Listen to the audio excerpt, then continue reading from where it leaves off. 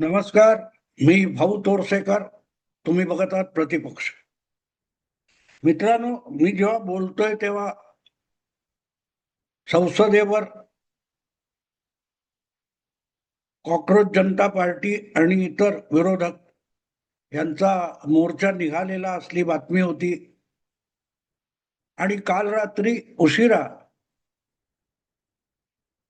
सोनम वांगचुक यांची पत्नी त्यांना इस्पितळात भेटून आल्यानंतर तिने जाहीर केलं होतं की संसदेमध्ये हा मुद्दा उपस्थित करणं, शिक्षणाच्या व्यवस्थेमध्ये परिवर्तन वगैरे, हा जर राजकीय नेते उपस्थित करणार असतील आणि काही मार्ग शोधायचा प्रयत्न करण्याचं आश्वासन देणार असतील तर वांगचुक आपलं उपोषण संपवू शकतात, अशी घोषणा वांगचुक यांच्या पत्नीनेच 19च्या रात्री करून टाकली होती. आणि मग बघता बघता सुसाट गर्दी ही जंतर मंतरच्या दिशेने झाली. कारण सरळ आहे मित्रांनो, तुम्ही त्या काय ते नॅट जिओ किंवा डिस्कव्हरी चॅनेल याच्यामध्ये वेगवेगळ्या प्राण्यांवर ज्या डॉक्युमेंटरीज असतात, माहितीपट असतात, ते बघितले असतील तर त्यामध्ये एक सिरियल बघितलेली मला आठवते, आर्मीज. आर्मीज म्हणजे फौजा. आणि ही डॉक्युमेंटरी किंवा या डॉक्युमेंटरीची जी मालिका होती ही प्रामुख्याने मुंग्या, डोंगळे अशा लोकांवर होती. कीटक, मुंगी, डोंगळे वगैरे. आणि त्यापैकी ते कसेही भरकटत जात असतात. आणि ज्या वेळेला एखाद्या ठिकाणी त्यांना खाद्य मिळतं तेव्हा ताबडतोब तो संदेश आपल्या सगळ्या झुंडीला ते देतात. आणि बघता बघता प्रचंड त्या मुंग्या, लाल मुंग्या, काळ्या मुंग्या, हिरव्या निळ्या मुंग्या, या सगळ्या मुंग्यांची झुंड जिथे अन्न सापडलेलं आहे त्या दिशेने धावत सुटते. योगायोगाने आत्ता जे दिल्लीत आंदोलन सुरू आहे ते ज्या नावाने चालू आहे तो पण एक कीटक आहे, कॉक्रोच म्हणजे झुरळ. आणि गेले जवळजवळ 20 दिवस सरकार त्यांच्याकडे लक्ष देत नाही म्हणून रडगाणं चालू होतं. जंतर मंतरवर त्या सोनम वांगचुकचं 20 दिवस उपोषण चालू होतं, पण कुत्रं सुद्धा अगदी विरोधकांचं तिकडे फिरकत नव्हतं. गेल्या 2 दिवसात अचानक गर्दी. आणि आज ज्या वेळेला 20 जुलैला संसदेचं अधिवेशन सुरू झालंय तेव्हा बघता बघता हजारो नव्हे तर लाखोच्या संख्येने तिकडे झुंडी आल्या. त्या बघितल्यानंतर मला डिस्कव्हरी चॅनेलवरची ती मालिका आठवली, आर्मीज. खाणं सापडलंय म्हटल्यानंतर भुकेलेले ते कीटक सुसाट वेगाने तिकडे धावत सुटतात आणि त्यांच्या झुंडीच्या झुंडी जिथे खाद्य सापडले तिकडे यायला लागतात. तसं आता या आंदोलनात आपण फार मोठी बाजी मारली असं दाखवण्यासाठी किंवा त्या आंदोलनाचं श्रेय लुटण्यासाठी सरकार विरोधातले वेगवेगळे गट जे आहेत राजकीय, सामाजिक, ते थेट जंतर मंतरच्या दिशेने आणि संसदेच्या मोर्चाच्या दिशेने धावत सुटले. म्हणजे लाज, लज्जा, शरम हा प्रकार काहीही नाही मित्र. आणि तुम्ही त्या आंदोलनात सहभागी झालेले लोक बघितले तर तुम्हाला कळतं की जे प्रश्न घेऊन हे लोक उभे राहिलोय म्हणतात ते प्रश्न त्यांचे नाहीच आहेत.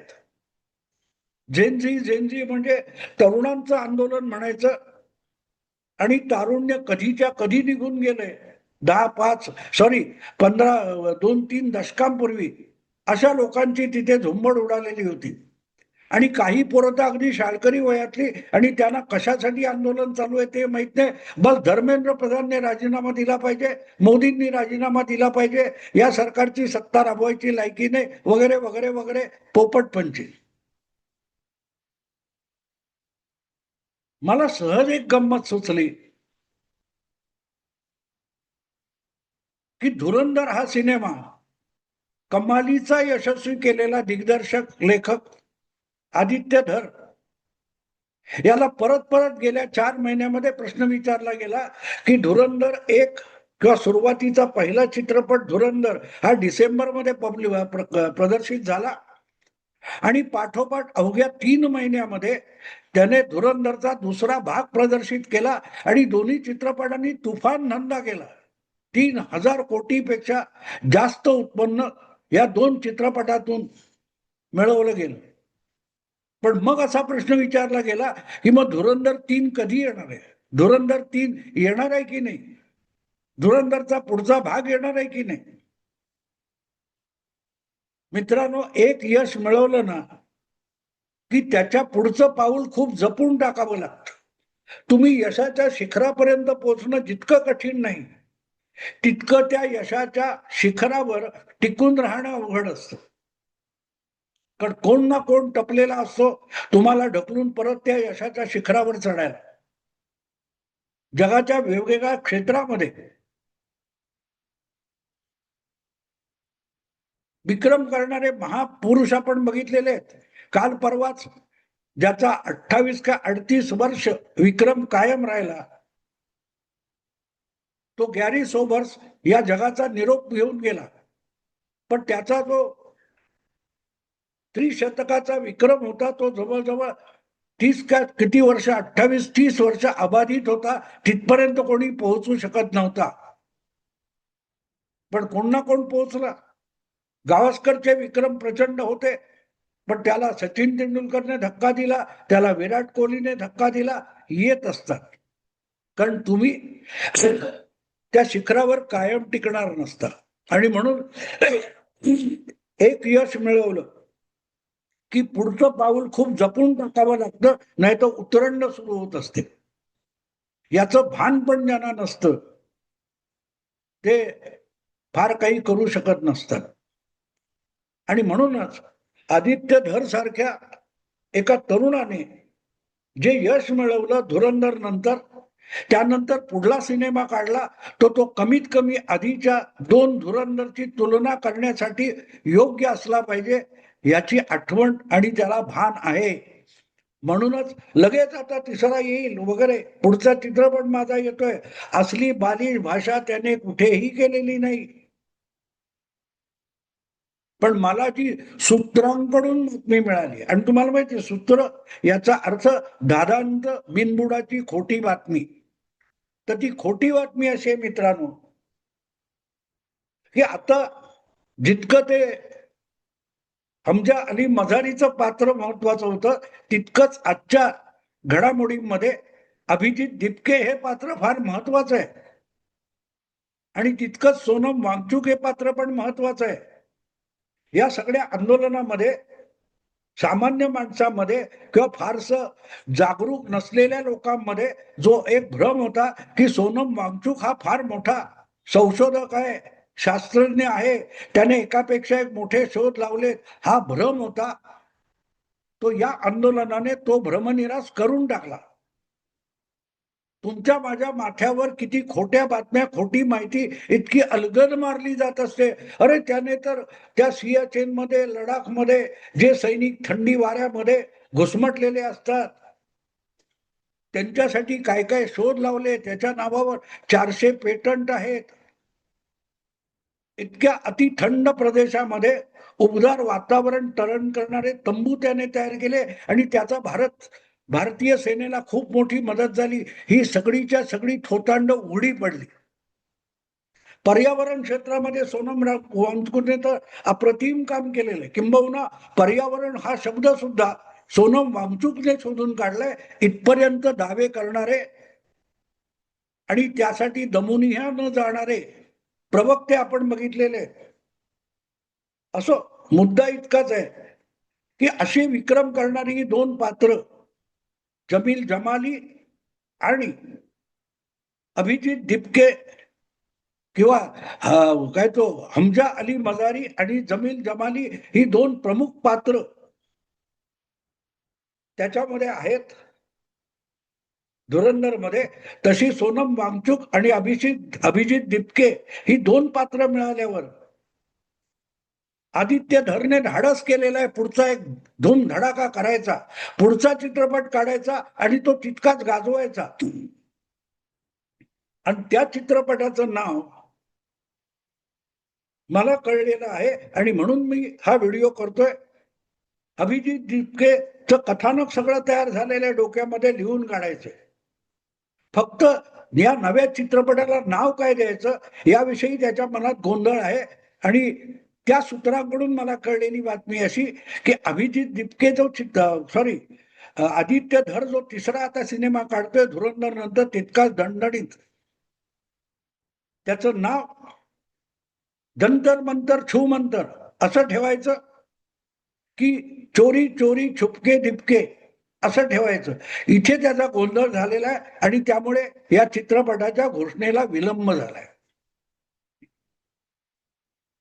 आंदोलन किती पोरकट असू शकतं, किती हास्यास्पद असू शकतं आणि किती बारगळत जाऊ शकतं याचा नमुना या निमित्ताने पेश झाला. त्या आंदोलनाचा व्यापक परिणाम समाज मनावर कुठेही होणार नाही. पहिली गोष्ट तर आंदोलन आणि परिवर्तनासाठी आंदोलन या कल्पनेचा 15 वर्षापूर्वीच केजरीवालने खून पाडला होता. लोकपाल आणि अण्णा आंदोलनातून निर्माण झालेली आम आदमी पार्टी ही आजवरच्या भ्रष्टाचार आणि गैरकारभाराचा मेरुमणी झाला.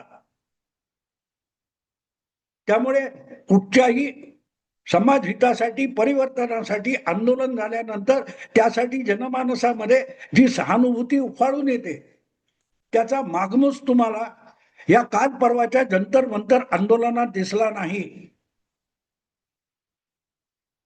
जितकं म्हणून थिल्लरपणा आणि छछोरगिरी करता येईल तितकी सगळी या आंदोलनात झाली.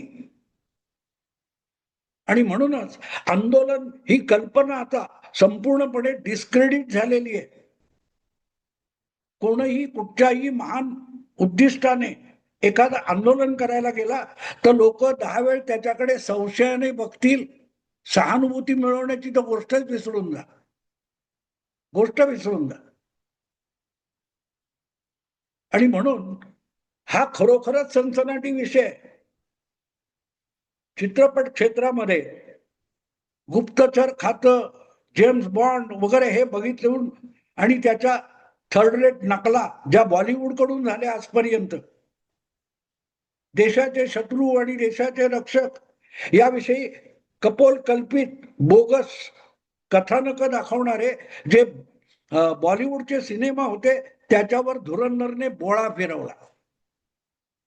किंबहुना आजपर्यंत तुमच्या समोर देशहित, सामाजिक समस्या, सामाजिक समता म्हणून जे काय बॉलिवूड मधून किंवा सेक्युलर गटाकडून पेश केलं जात होतं हे कसं साक्षात थोतांड आहे. शाकाल वगैरे असले जे कोणी मोगॅम्बो असले जे कोणी काल्पनिक खलनायक तुमच्या समोर उभे करत होते ते खरे खलनायक नव्हते. आणि खरा खलनायक कसा आहे हे धुरंधर चित्रपटाने तुम्हाला रहमान डकेतच्या रूपाने दाखवलं, लियारीच्या रूपाने दाखवलं. आणि तिथे धुरंधर चालून गेला, जनमानसाला प्रभावित करून गेला. कुठलीही जाहिरात न करता त्या सिनेमाने आजवरचे सगळे बॉलिवूडचे आणि हॉलिवूडचे रेकॉर्ड मोडून टाकले. आणि त्यामुळे या पुढचा चित्रपट करताना तितकाच दणगणित पटकथेचा विषय असला पाहिजे. म्हणून आदित्य धर बिचारा चाचपडत बसलाय. आणि मला कळलेल्या माहितीनुसार, म्हणजे जी माहिती मला कळालेली नाही ती सूत्रांकडून मिळालेली असते. माझ्या डोक्यामध्ये जो काही चक्रमपणा येतो त्याला सूत्रांकडून मिळालेली बातमी माहिती म्हणायचं असतं. आणि म्हणून सूत्रांकडून मिळालेल्या माहितीनुसार आदित्य धरने आगामी चित्रपटाची तयारी सुरू केली आहे. त्याचं घोडं अडले ते फक्त चित्रपटाचं नाव काय ठेवायचं. ते नाव जंतर मंतर छू मंतर की चोरी चोरी दिपके छुपके असं ठेवायचं. इथे तो अडलेला आहे. पण त्यामध्ये एक गोष्ट नक्की आहे की आंदोलन हा सगळ्यात कसा खोटारडा प्रकार असतो, देखावा असतो, भ्रामकता असते, त्यामध्ये जनहिताचा कुठलाही हेतू नसतो आणि 10 ठिकाणी आषाढभूतपणे पसरलेले बाजार बुणगे आंदोलन म्हटलं की एकत्र येतात आणि त्या सुरुवातीला सांगितलेलं जशी मुंग्या डोंगळे वगैरे यांच्या झुंडीच्या झुंडी येतात, त्याचा साक्षात्कार 20 जुलै रोजी घडलेला आहे आणि तो आधार घेऊन आदित्यधर नवा चित्रपट काढतोय, जंतर मंतर छो मंतर किंवा चोरी चोरी छुपके दिपके ठूस ठूस के खाओ, आहे ना. हे आंदोलन बारगळलं कसं याची इतिहासात नोंद होईल. त्याची मीमांसा देखील करणं अनेकांना अवघड होईल, कारण ते आंदोलन नव्हतंच, तो एक आभास होता, तो एक देखावा होता. असो मित्रांनो, आता थांबतो. आवडलं लाईक करा, शेअर करा आणि प्रतिपक्षाला सबस्क्राईब करा. नमस्कार.